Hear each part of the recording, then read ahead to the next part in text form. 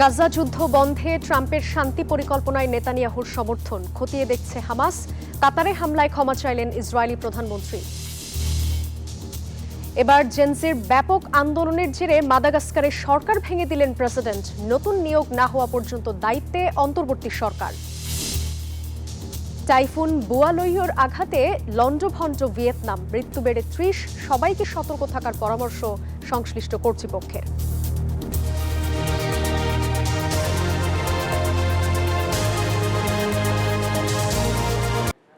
স্বাগত গ্লোবাল টাইমে। বিশ্বের নানা প্রান্তের খবর নিয়ে আপনাদের সাথে আছি আমি জান্নাতুল সাদিয়া। দেখছিলেন শিরোনামগুলো, এবার বিস্তারিত। ফিলিস্তিনের গাজায় যুদ্ধ বন্ধে মার্কিন প্রেসিডেন্ট ডোনাল্ড ট্রাম্পের ২০ দফা শান্তি পরিকল্পনাকে সমর্থন জানিয়েছেন ইসরায়েলি প্রধানমন্ত্রী বেনিয়ামিন নেতানিয়াহু। হোয়াইট হাউসে ট্রাম্পের সঙ্গে বৈঠকে এই সমর্থনের কথা জানান তিনি। একই সাথে দোহায় হামলার ঘটনায় কাতারের প্রধানমন্ত্রীর কাছে ক্ষমাও চেয়েছেন নেতানিয়াহু। আর এই শান্তি পরিকল্পনা পর্যালোচনা করছে হামাস।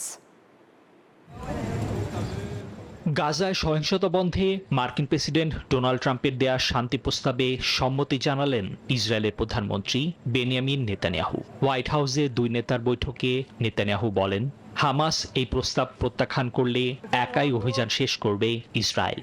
ট্রাম্পও জানান, হামাসের অসম্মতিতে ইসরায়েলের যে কোনো পদক্ষেপে পূর্ণ সমর্থন দেবে ওয়াশিংটন। এর আগে দোহায় ইসরায়েলি হামলায় এক কাতারি নিরাপত্তা কর্মকর্তা নিহতের ঘটনায় ক্ষমা চান নেতানিয়াহু। ভবিষ্যতে কাতারের সার্বভৌমত্ব লঙ্ঘনের মতো হামলা হবে না বলেও প্রতিশ্রুতি দেন তিনি। এদিকে আব্রাহাম অ্যাকর্ডসে ইরানেরও যোগ দেওয়ার সম্ভাবনা দেখছেন ডোনাল্ড ট্রাম্প।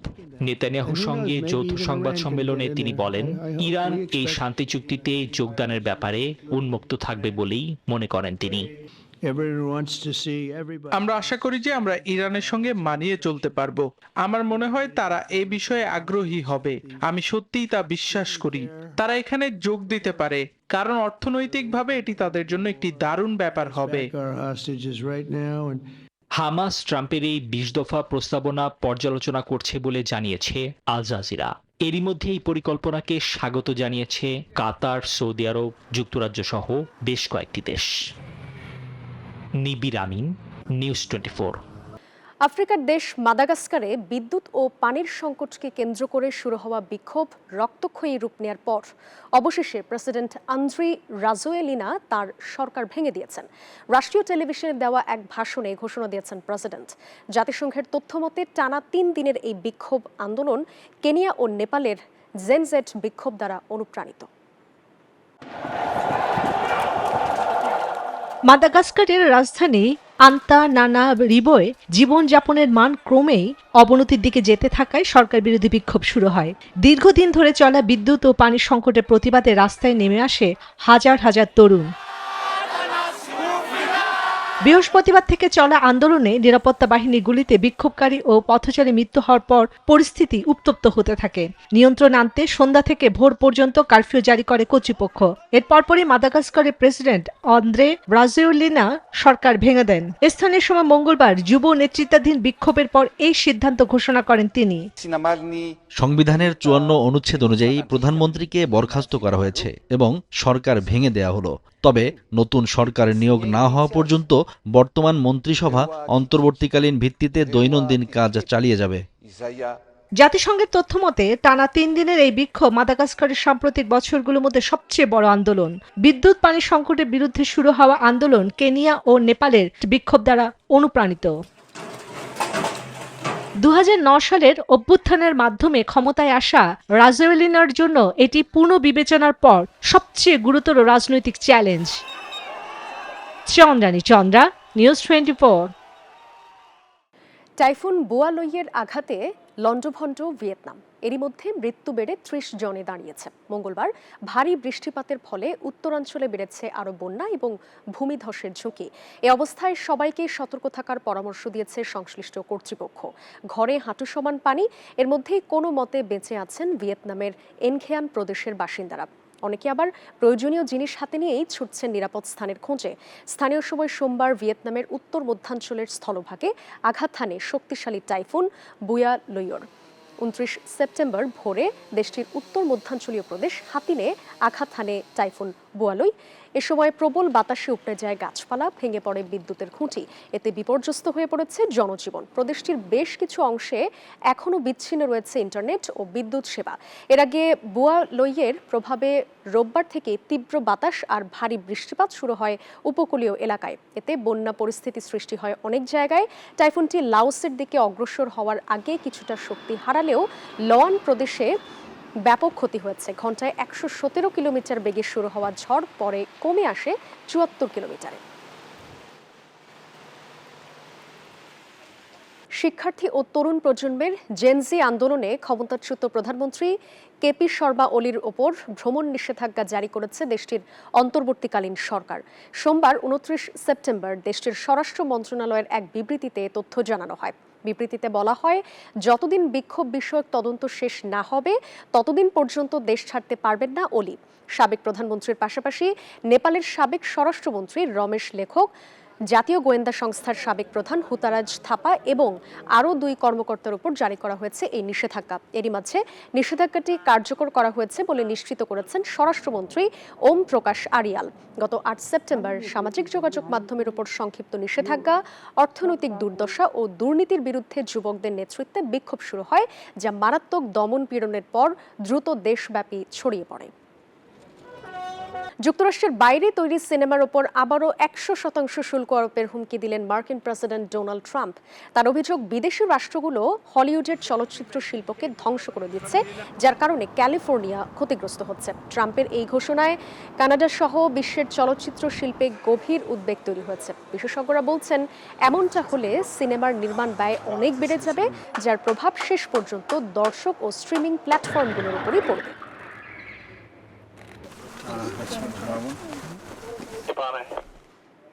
চীনে যান চলাচলের জন্য খুলে দেওয়া হলো বিশ্বের সবচেয়ে উঁচু সেতু।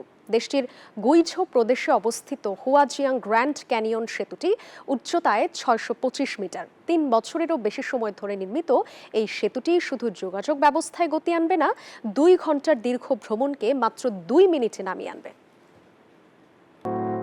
রোববার যেন আকাশ ছুঁয়ে দেখল চীন।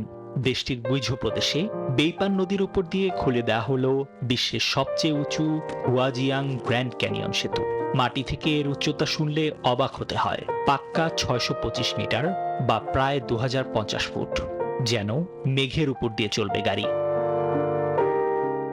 শুধু উচ্চতাতেই নয়, সেতুটি প্রায় 2.25 মাইল লম্বা। পাহাড়ি এলাকায় এত বড় স্প্যান আগে কখনো তৈরি হয়নি। 3 বছরেরও বেশি সময়ের পরিশ্রমে প্রকৌশলীরা এই বিশাল কর্মযজ্ঞটি সম্পন্ন করেছেন, যা দেশটির ইঞ্জিনিয়ারিং খাতের আরও একটি বড় সাফল্য। আর এই বিশাল সেতুর সবচেয়ে বড় চমক হলো এর গতি। আগে গিরিখাতের 2 পাশের গন্তব্যে যেতে সময় লাগত 2 ঘন্টা। এখন লিউঝি আনলং মহাসড়কের অংশ হওয়ায় সেই পথ পাড়ি দিতে লাগবে মাত্র 2 মিনিট। নিবির আমিন, নিউজ 24। লন্ডনে যেন বসেছিল সিনেমার চরিত্রদের মেলা। ব্যাটম্যান, জেমস বন্ড থেকে শুরু করে স্টার ওয়ার্সের ডার্থ ভেডার কে নেই সেই সমাবেশে। শত শত মানুষের অংশগ্রহণে পূর্ব লন্ডনের গ্রিনিচে হয়ে গেল অভিনব এক বিশ্ব রেকর্ড। ঐতিহাসিক এলস্ট্রি ফিল্ম স্টুডিওর শতবর্ষ পূর্তি উপলক্ষে এই ব্যতিক্রমী আয়োজন করা হয়, যার নাম তুলেছে গিনেস বুক অফ ওয়ার্ল্ড রেকর্ডসে। লন্ডনের গ্রিনিচে শনিবারের সকালটা ছিল 8-10টা সকালের মতো নয়। এখানে হঠাৎই যেন খুলে গিয়েছিল সিনেমার জাদুর বাক্স। রূপালী পর্দার আইকনিক চরিত্ররা সব দল বেঁধে নেমে এসেছিলেন শহরের রাস্তায়। উদ্দেশ্য একটাই, একটা বিশ্ব রেকর্ড গড়া। দেখে মনে হচ্ছিল কোনো মাল্টিভার্সের দরজা খুলে গেছে নাকি। কে ছিলেন না সেই দলে? স্টার ওয়ার্সের ডার্থ ভেডার, ঝকঝকে জেমস বন্ড থেকে শুরু করে গোমাথের রক্ষাকর্তা ব্যাটম্যান, এমনকি কুইন শার্লটও হাজির হয়েছিলেন রাজকীয় পোশাকে। আর এই তারকাদের মেলায় কে আসল আর কে নকল তা নিখুঁতভাবে হিসেব করতে রীতিমতো হিমশিম খাচ্ছিলেন নিরীক্ষকরা। 1, 2, 3 গণনা চলছিল বেশ গুরুগম্ভীরভাবেই। সব জল্পনা কল্পনার অবসান ঘটিয়ে অবশেষে আসে সেই মাহেন্দ্রক্ষণ। গিনেস ওয়ার্ল্ড রেকর্ডসের কর্মকর্তারা গুনে গুনে 874 জন সিনে পাগলকে খুঁজে বের করেন এবং ঘোষণা দেন নতুন বিশ্ব রেকর্ডের। ঐতিহাসিক এলস্ট্রি ফিল্ম স্টুডিওর 100 বছর পূর্তিকে স্মরণীয় করে রাখতেই ছিল এই অভিনব ও মজাদার আয়োজন। Desk report, news 24। বিরতির পর আবারও খুলছে দুবাই সাফারি পার্ক। 14 অক্টোবর থেকে শুরু হচ্ছে এর 7ম সিজন। সারা বিশ্বের পর্যটকদের টানতে নেওয়া হয়েছে নানা প্রস্তুতি, রয়েছে রোমাঞ্চকর নানা আয়োজনও। রিপোর্টে বিস্তারিত।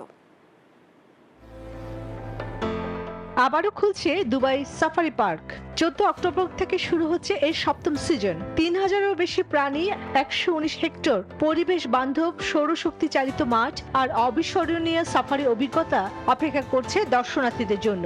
প্রাচীন বেদুইনদের গল্পে যেন মৃদু বাতাসে ভেসে আসে, নিয়ে যায় ইতিহাস আর সংস্কৃতির এক গভীর অধ্যায়ে। টিউন বাসিং, উঠে পিঠে ভ্রমণ আর ব্যালে ড্যান্স, প্রতিটি মুহূর্তে মিশে থাকে আনন্দ, কল্পনা আর অ্যাডভেঞ্চারে।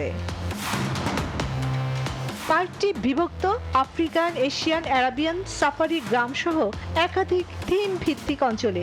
সব এলাকা যুক্ত শাটল ট্রেনের মাধ্যমে ভ্রমণ হবে আরো সহজ ও উপভোগ্য।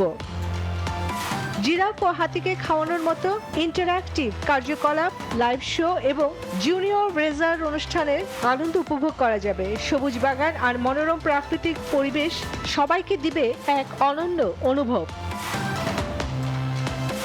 মরুভূমির প্রকৃতির গভীরতায় ডুবে যেতে দুবাই মরুভূমির সাফারিতে রয়েছে ভোরের আলো, সন্ধ্যার নীরবতা আর রাতের তারাভরা আকাশ সবাইকে মুগ্ধ করবে। Desk report, news 24। এই ছিল গ্লোবাল টাইমের আয়োজনে। আরো খবর ও বিশ্লেষণ জানতে ভিজিট করুন news24bd.tv। এতক্ষণ সাথে থাকার জন্য ধন্যবাদ সবাইকে।